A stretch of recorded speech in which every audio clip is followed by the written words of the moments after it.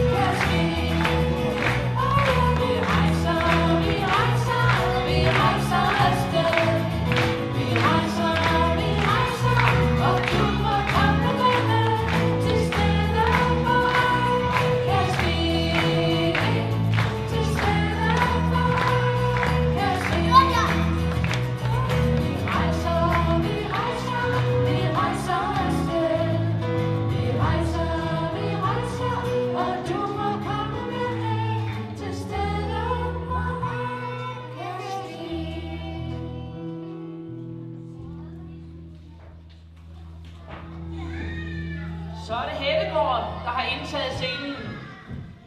De gik planken ud, og de kastede sig ud i sørøver og pirattemaet. Det, der fangede vores krudtugler lige med det samme. Gode venner, det inkluderende fællesskab, samt plads til vores forskelligheder, har hele tiden været i højsædet for alle. Vi har fundet ud af, at musik kan mange forskellige ting. Det avler blandt andet glæde, dans og brede smil på læben. Det kan vi jo se. Undervejs må vi nok indrømme, at de førstnævnte ting måske er gået forud for selve slutproduktet. Men vi erkender nogle gange, hvor man trykker på skidt, men nogle gange trækker på smilebånd, se på børn, trækker på smilebånd, se på børn og sige, og lytte til musikken, sige jo ho ho og en halv flaske rom. Men det viser om, at vi alle får en rigtig god dag. Er vi klar?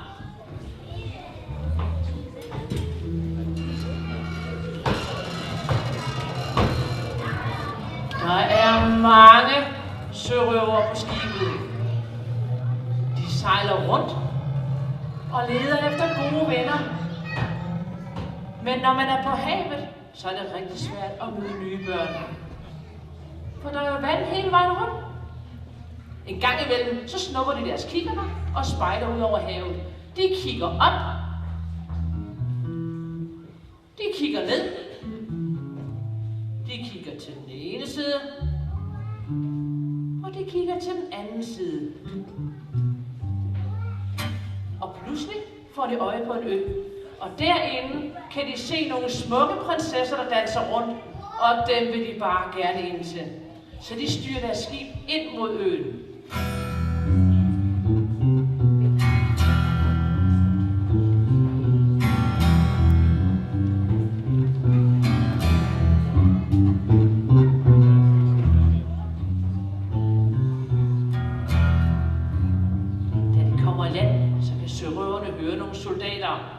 Der siger, vi er dem, der passer på.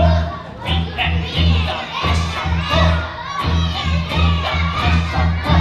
Vi er dem.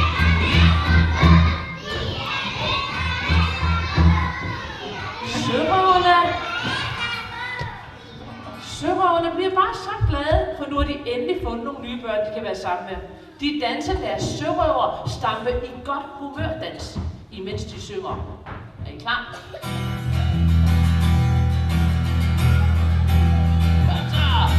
Ja, ho, ho! Ja, ho, ho! Ja, ho, ho! Ja, ho, ho! Ja, ho, ho! Soldaterne bliver vanvittigt forskrækket. Når man ikke rigtig forstår, hvad der sker, så kan man faktisk godt blive rigtig monster meget bange. Så de bliver lidt voldsomme, og de tager deres våben frem, og de siger, min bue, min pil, sigt og skyd. Min bue, min pil, sigt, skyd. Bue, min pil, sigt og skyd. Min bue, min pil, sigt og skyd. Men prinsesserne synes altså bare, at det er noget pjat. Prinsesserne mener, at de alle sammen skal være gode venner, så de danser en rigtig prinsessedans.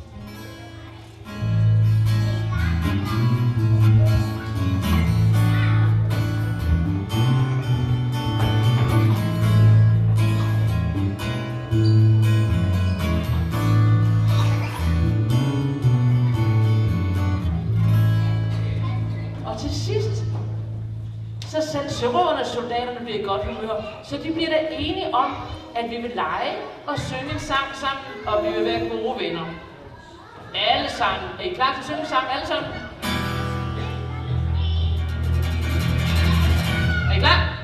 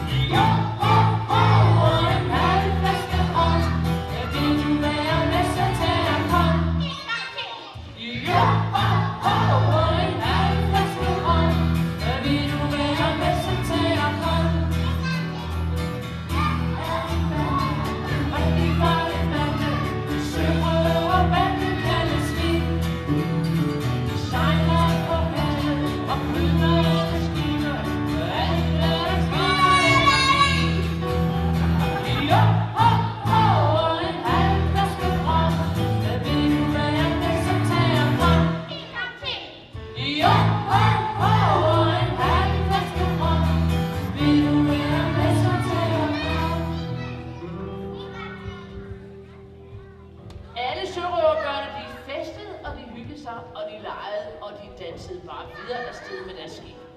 Kan I give en stor hånd til de små bøller der?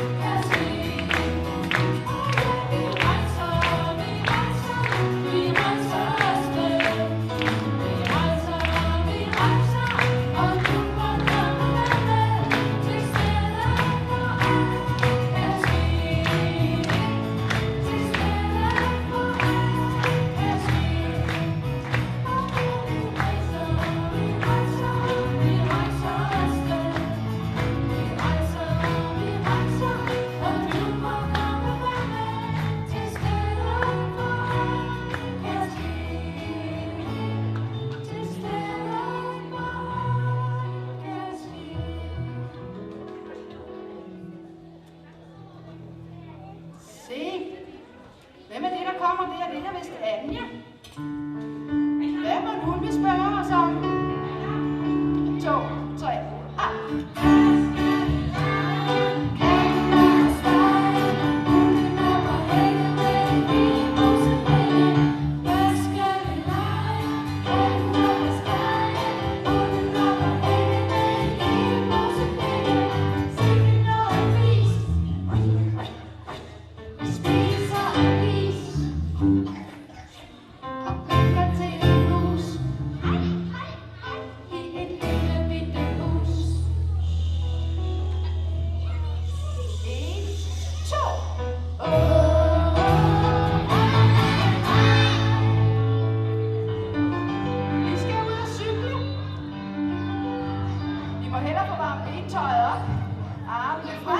og så er vi klar! Med de knæer op og stå, med de knæer op og stå, op på cyklen hjemmepå, vi må ikke gå i stå. Virker jeres ringeklokker? Det tror jeg nok, de gør.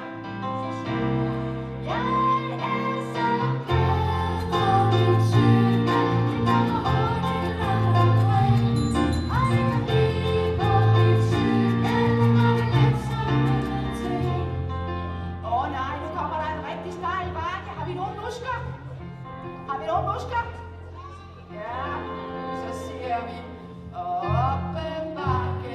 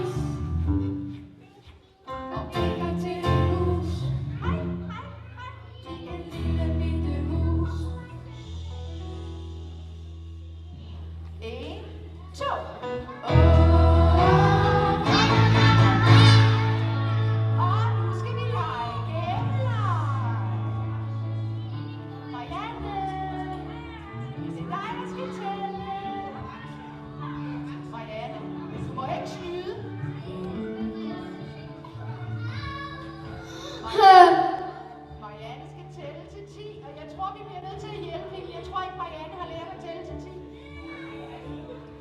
Må jeg se jeres hænder?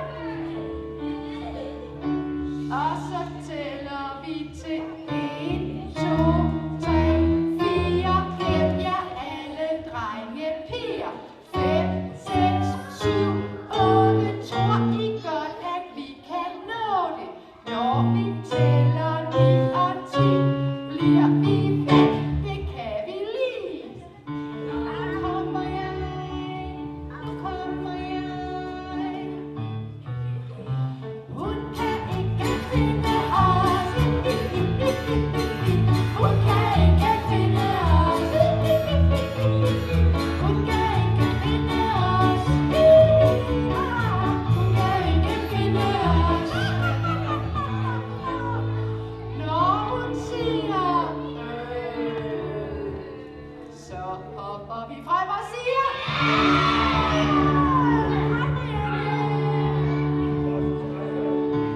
ej, vi tager lige en omgang mere.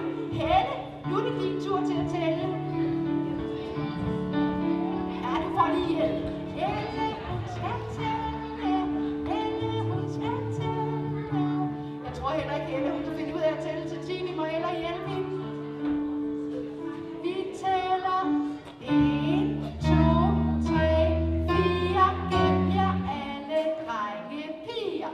5, 6, 7, 8. Tror I godt, at vi kan nå det? Når hun tæller 9 og 10, bliver vi væk. Det kan vi lide. Nu kommer vi. Nu kommer vi. Hun kan ikke finde os. De kan ikke finde os. De kan ikke finde os. De kan ikke finde os.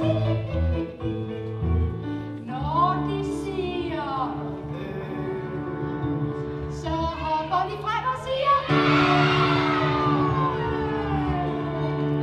det var godt, vi kom fra jer. Ej, nu er vi ved at være lidt trætte, hva'? Jeg tror, vi tænder et bål og sætter os og varmer os og spiser vores madpakker. Når man skal sidde rundt om et bål, så skal man sidde tæt sammen. Måske ikke oven på hinanden.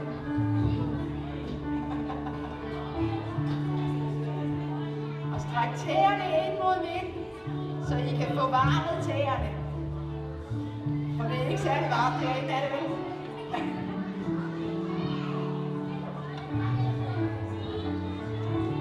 Er vi klar? Og så synger vi. Hvad skal vi lave? Går i vores have. Vi nusser vores hænder med de dejlige varme hænder. Hvad skal vi lave? Går i vores have. Vi nusser vores hænder med de dejlige varme hænder. Vi spiser vores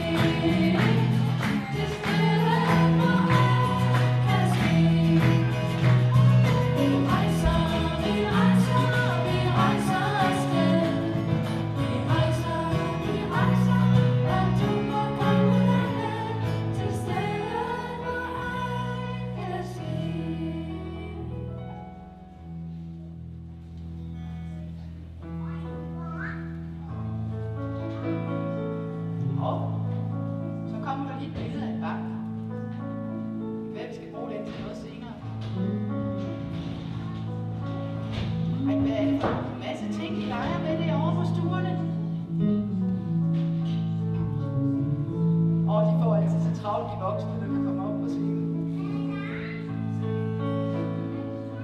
Og prøv at se nogle seje superhelte, der står derovre. Og over på den anden stue er de lige i gang med en god leg. Mor og far og børn. Men prøv lige at se Susie. Prøv at se Susie, hun ser helt ked ud af det. Hun er helt alene. Jer, der leger far, mor og børn, kunne I ikke spørge hende, om hun vil være med?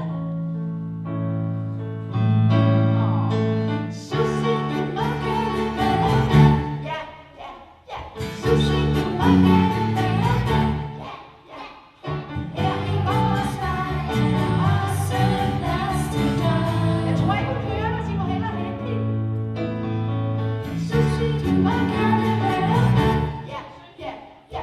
Susie, du må gerne være med. Ja, ja, ja. Her i vores leg er der også plads til dig.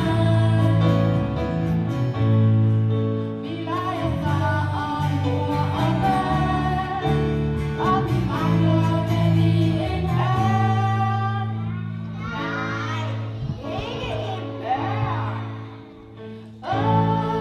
Ja, du kan være bedstemor. Ej, se, hatten passer lige til dig. Vi og bedstemor, det er hende, der bager gode boller. Skal vi hjælpe hende med det? Bedstemor, hun bager gode boller. Søstrene giver papegøjemad. Babyen græder, sådan skal hun sove. Mor er sød, og babyen er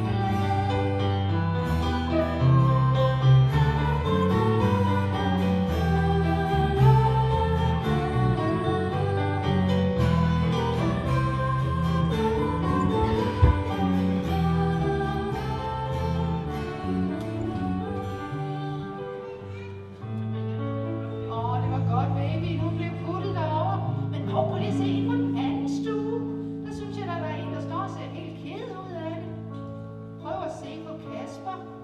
Ham den høje dreng derude i siden. Ej, han ser så ked ud af det. Jeg tror gerne, han vil være med til at lege superhelte sammen med jer derinde. Må han ikke godt det? Skal vi spørge ham, om han vil være med? Vi siger, Kasper, du må gerne være med. Ja, ja, ja. Kasper, du må gerne være med. Ja, ja, ja. Her i vores leg er der også plads til dig. Jeg tror ikke, han hører os. Vi må hellere hen og hente ham. Kasper, du må gerne være med. Ja, ja, ja. Kasper, du må gerne være med. Ja, ja, ja. Her i vores leg er der også plads til dig. Vi leger superhelteleg, og vi mangler vel lige en hej. Nej, ikke en hej. Ja, du kan være Superman. Se, den kappe, den passer helt perfekt til dig, Kasper. Hov, ej, hvem er det? Med maske på derinde i midten, hvem er nu det? Der er en skurk. Hun har lige været hen i banken og røvet alle pengene. Det er vist lige et job for nogle modige superhelte. De står ellers lige og sover derinde. Det kan være, vi skal vække dem. Skurken, hun har lige røvet banken.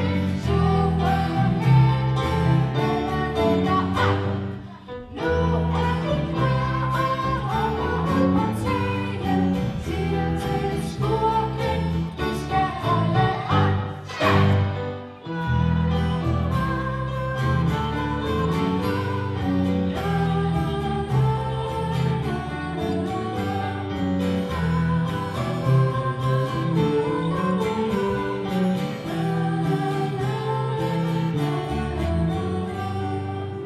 Sådan. Så er retfærdigheden sket fyldest. Skurken er kommet i fængsel. Men det var jo bare noget, vi legede. Skal vi ikke lukke hende ud igen, så hun kan være med til næste leg? Der skal alle faktisk være med. Alle de voksne, de skal faktisk op og stå. Og alle børnene, der sidder foran, de skal op og stå. Og så har vi lige en opgave til jer hver gang. Vi siger ja, så skal I hoppe så højt I kan. Børnene skal nok vise jer, hvornår det er, ikke også?